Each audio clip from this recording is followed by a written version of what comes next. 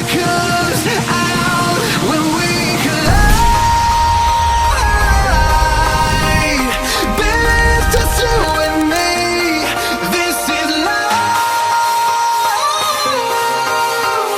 Living in a fantasy. Hey guys, so today I'm going to do my very first Q&A YouTube video. So sitting here with Elwood, my little coffee mug, drinking some coffee, and just gonna answer some questions. So I think I'm gonna split this up into two different videos. Probably one will be this week and one will be next week, because I actually got a crap ton more questions than I was expecting, which is pretty freaking cool. So thank you guys so much for actually asking questions. Sorry if I butcher anybody's name that I read. I apologize in advance for that. A&B Silling says, do you plan on eating intuitively eventually? If so, how do you plan on making the transition? And Chalupa91 says, have you ever considered intuitive eating for fear of getting too obsessed? I do plan on eating intuitively. I do not plan on weighing my food and counting macros for the rest of my life. But that was one of my very first ultimate goals, was to eventually be able to eat intuitively. So for the past 2 years, I've been doing flexible dieting because I've had very specific goals in mind.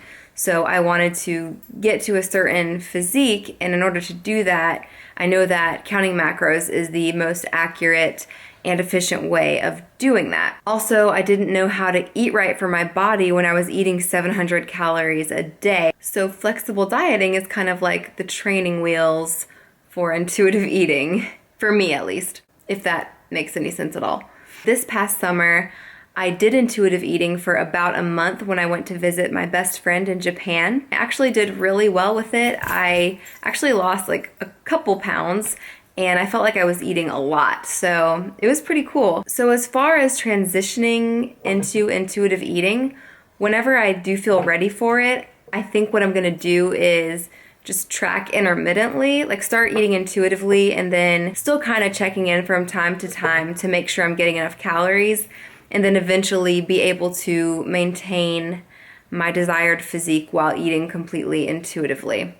That is my ultimate goal. When I was in Japan, I did not struggle with obsessive thoughts about counting macros or anything. I just lived every moment and enjoyed all the food. And so as far as fearing obsession, I don't really fear that, and that's not really a reason that I want to eat intuitively. Brittany Lesser, hey girl, says, are you going to any of the expos so we can finally meet in person? Yes! If you are not subscribed to Brittany Lesser, you need to be. You must have been hiding under a rock. So here is a link to her channel. Click it.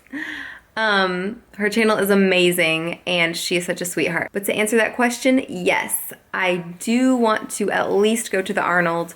Me and my friend Christine have been talking about it. So hopefully in March, I'll see you there. If you are going to the Arnold, please tell me in the comments so we can hang out. Aim says, what is your favorite high volume, high protein meal or snack? That is a very hard question.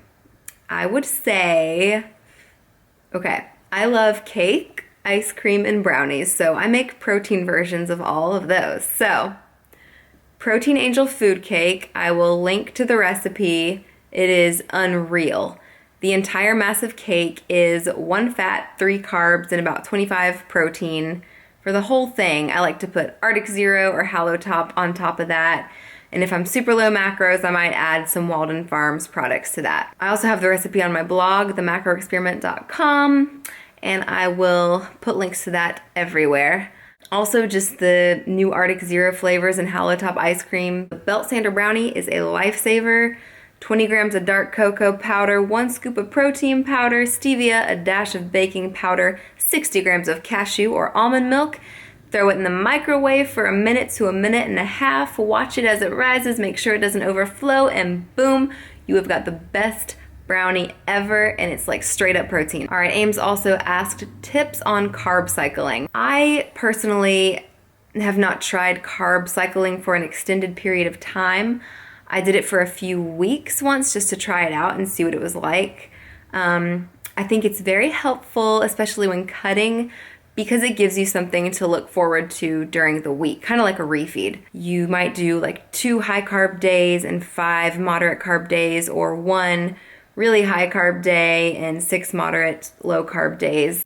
I think it's just really whatever works best for that individual. In the end, whatever strategy or protocol enables you to be as consistent as possible with your diet is the best. Whether that's keeping macros the same every day, carb cycling, or possibly incorporating intermittent fasting. And I plan on making a video specifically about these different methods in the future. I may do carb cycling for this prep that I'm about to start doing. We'll just see what Lane prescribes for me. But as far as tips on carb cycling, all I can say is that the most common method that I've seen that works for people is to do 2 high carb and 5 like moderate or low carb days.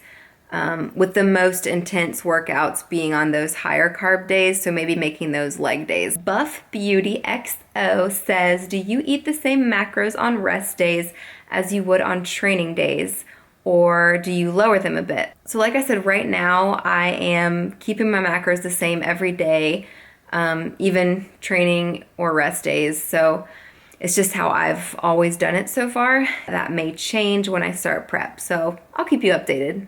Alpha Training Protocol says, what is your favorite Final Fantasy?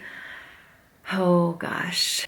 So the original Final Fantasy gangsters are going to hate me for saying this, but my favorite is Final Fantasy X because I love Yuna and summoning Aeons is pretty freaking sweet. I also love Final Fantasy VII, again, because the plot was so good, and I feel like Tifa is my alter ego, so there you go. Kendall says, what is your favorite Zelda game? Definitely The Legend of Zelda Ocarina of Time for N64. That game was bad to the bone, as well as the original Game Boy game. But I would say Ocarina of Time is my absolute favorite. Megmo7, I love her. One person, dead or alive, that you could spend a day with. Who would it be, and where would you go, and what would you do? Okay, so you're gonna think I'm the cheesiest person ever, but it's all right, because I gotta keep it real. So I would hang out with Jesus, and we would get bubble tea and sushi and froyo, and we would fly around in the sky, and we would talk about all of the questions of life that I cannot wrap my mind around. I have a lot of theological questions that I do not know the answer to, that I feel like nobody on earth has the answer to, that I would really just love to know. So I would ask him all of those questions. And I have a feeling that he has an awesome sense of humor, so we would probably be cracking up the whole time. Jen Breddy says, favorite Quest protein bar? That would be the chocolate chip cookie dough faux show. That one's the best. And I actually made a protein bar recipe the other week, which I will link right here. And it actually has some amazing flavors.